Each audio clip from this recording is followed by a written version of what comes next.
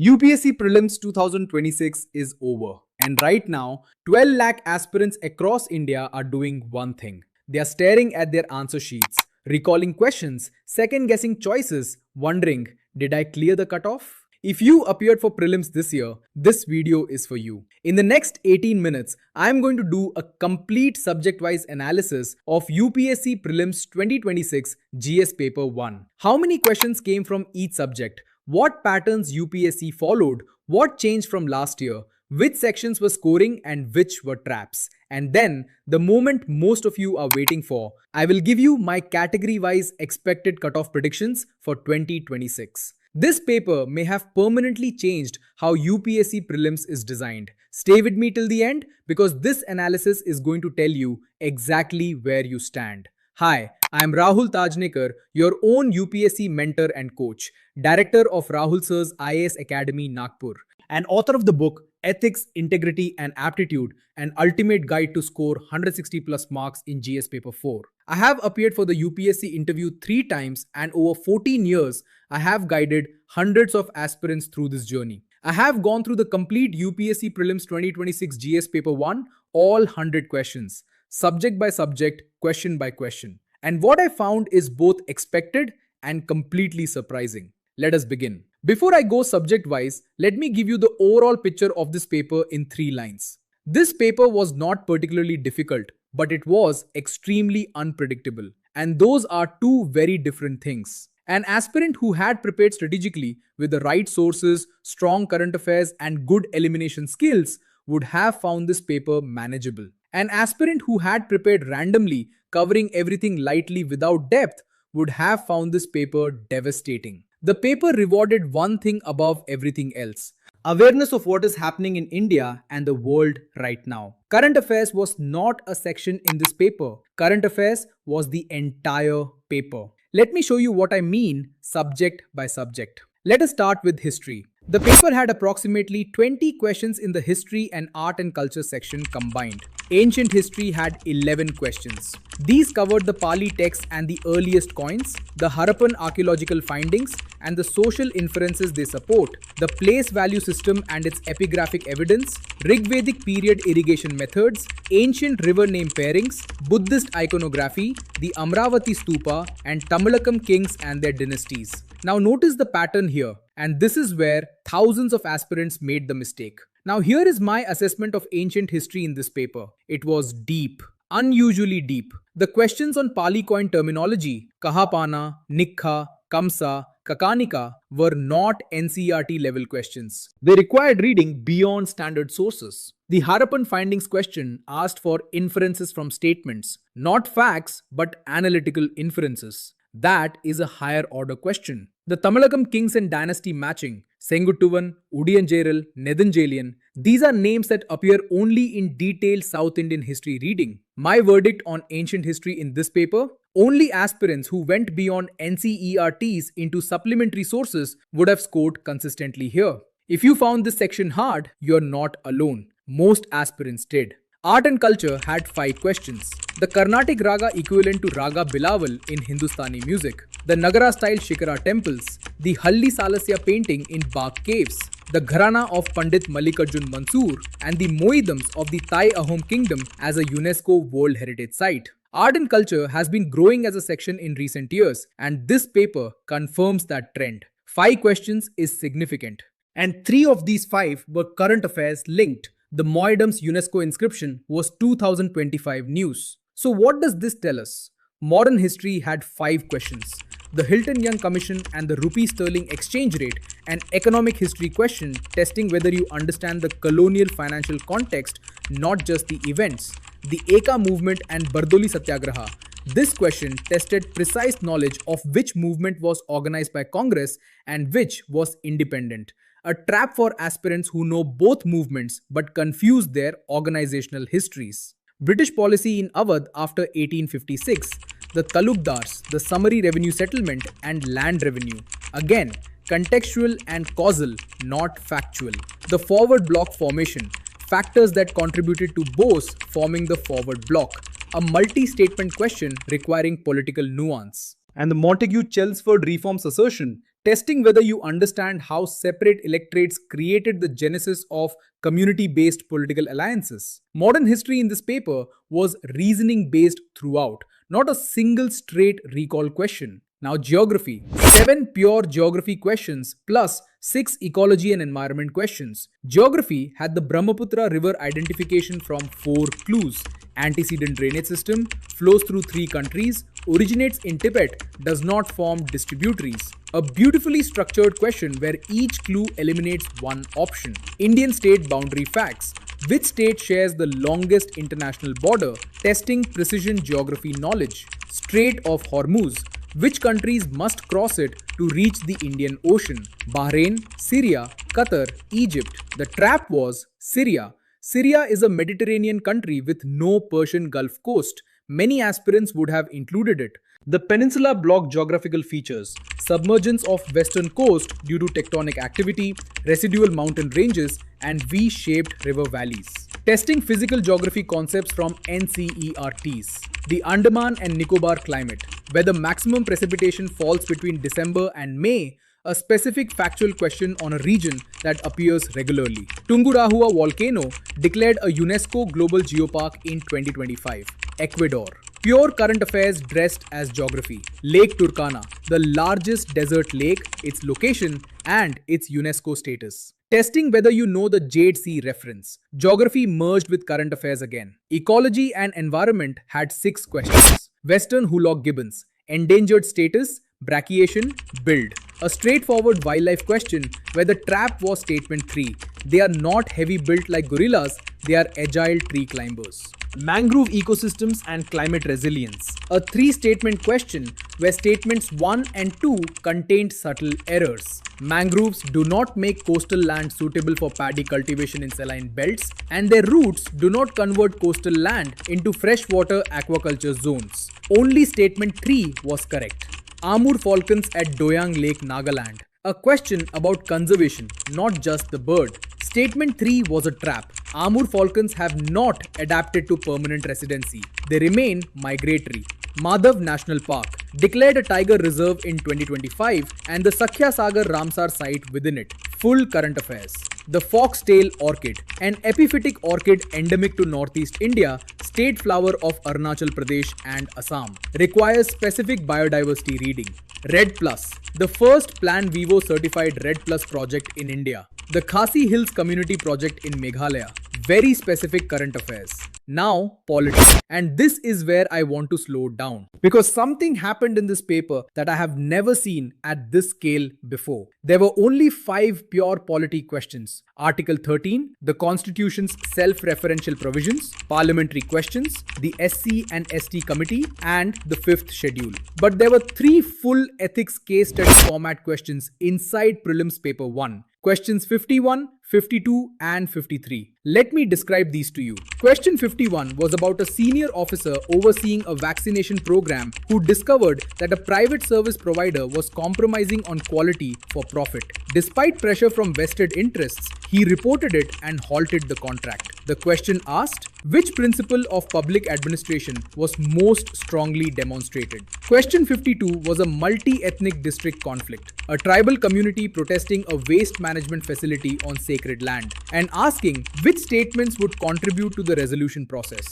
Question 53 was about a mid-level civil servant who received confidential information about a contractor's poor track record and was advised by her department head to suppress it. She believed disclosure was necessary for transparency. The question asked what she should do. These are not polity questions. These are ethics and integrity and aptitude questions. These are mains GS Paper 4 questions appearing inside Prelims Paper 1. These questions exposed a huge weakness in current UPSC preparation. Let me tell you what this means. UPSC in 2026 has signaled something that I have been saying for years. Ethical reasoning and administrative thinking are no longer separate from prelims preparation. The boundary between prelims and mains is blurring. An aspirant who has only prepared for fact-based prelims questions, who has never practiced ethical reasoning, stakeholder analysis, or administrative decision-making would have been completely unprepared for questions 51, 52, and 53. An aspirant who has studied ethics seriously, who understands public administration principles,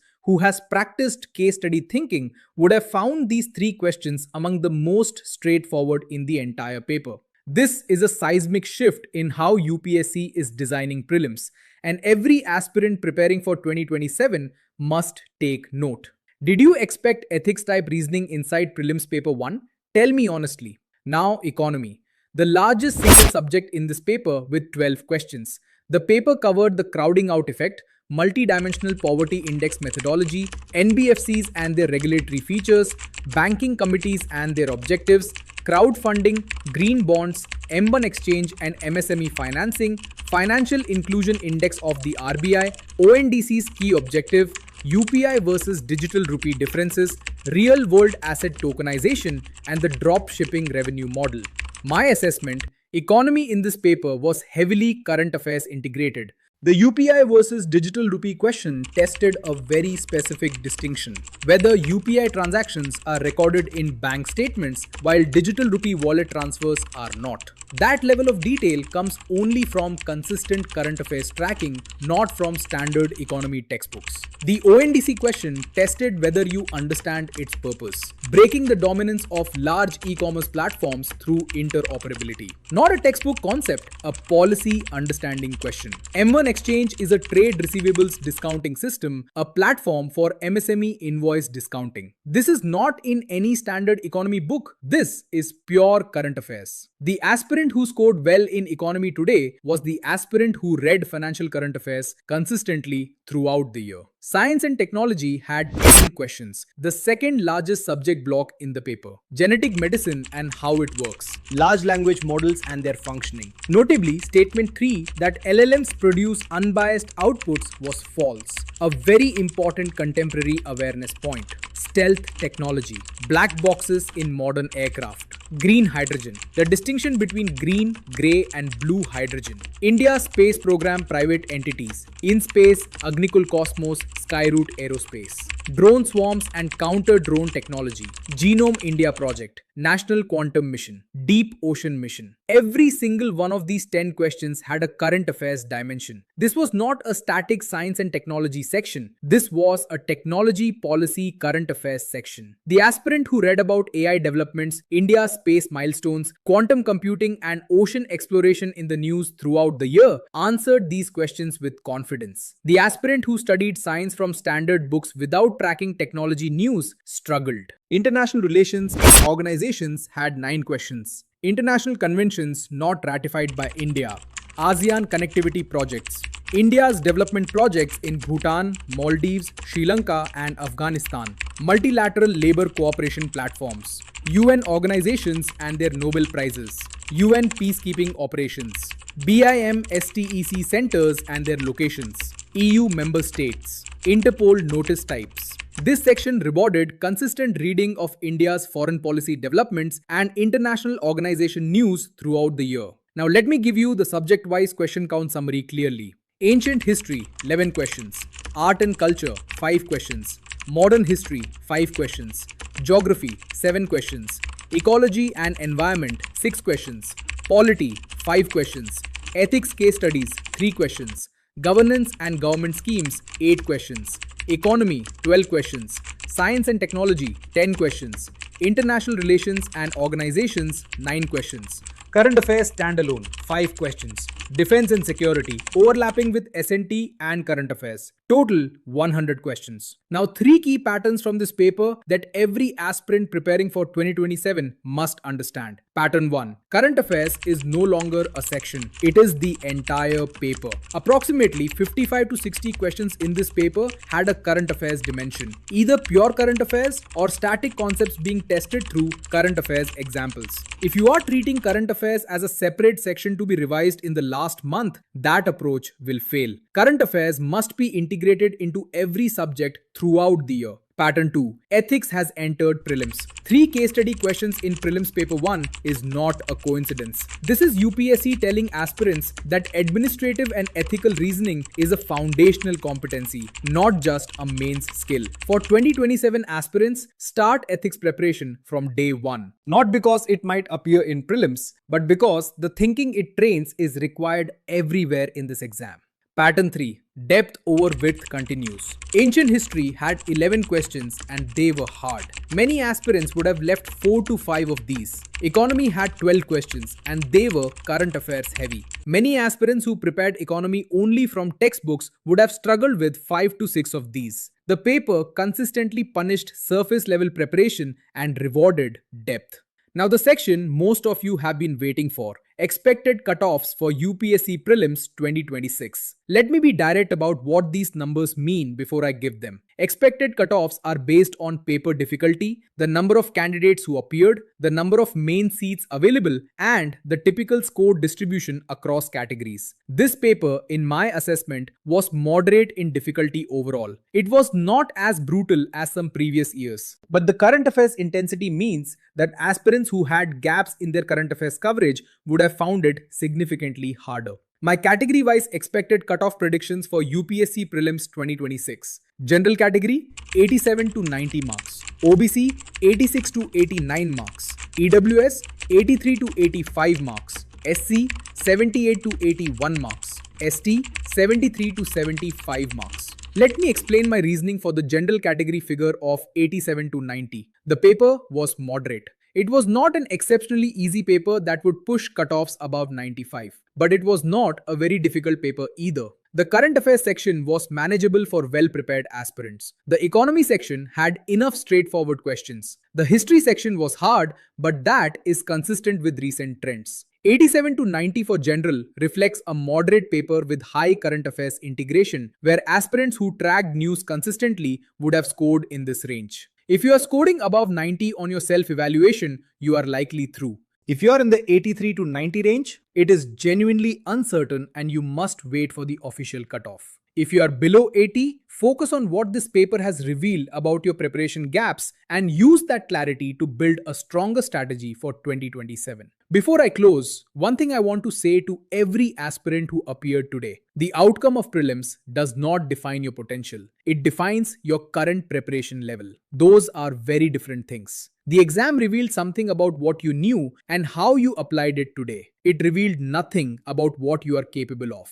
Many of India's finest administrators, people who went on to transform lives in this country, appeared for this exam multiple times before clearing it. The ones who cleared were not the most brilliant. They were the most persistent, the most systematic, the most willing to learn from every attempt. If today went well, keep going with the same system. If today did not go as expected, you now have the clearest possible picture of what to fix. And that clarity, painful as it feels today, is more valuable than a comfortable preparation that keeps you stuck. Now, 3 things before you move on. Tell me in the comments, how many marks are you expecting based on your self-evaluation today? Write it below. I read every comment. And if you want to sit down and work out exactly what went wrong in your preparation, which subjects cost you marks, which areas need the most work, and what your roadmap for 2027 should look like, book a one-on-one preparation strategy session with me. The link is in the description. Fill the form and my team will get back to you. Download our free daily current affairs app because as this paper proves today, current affairs is not optional. It is everything. The link is in the description. In the previous video, I showed you exactly why most aspirants fail before prelims even begins. The 6 preparation mistakes that cost marks months before exam day. If you want to understand the system that prevents those mistakes, the link is right here. And in the next video, I am going to break down the most shocking pattern shift in this paper. 3 ethics case study questions inside Prelims Paper 1. What it means for 2027, how to prepare for it, and why aspirants who understand ethics deeply will have a permanent edge in this exam going forward. Watch that video next. I am Rahul Tajnekar. Whatever happened today, keep going. The journey is not over. I will see you in the next one. All the best.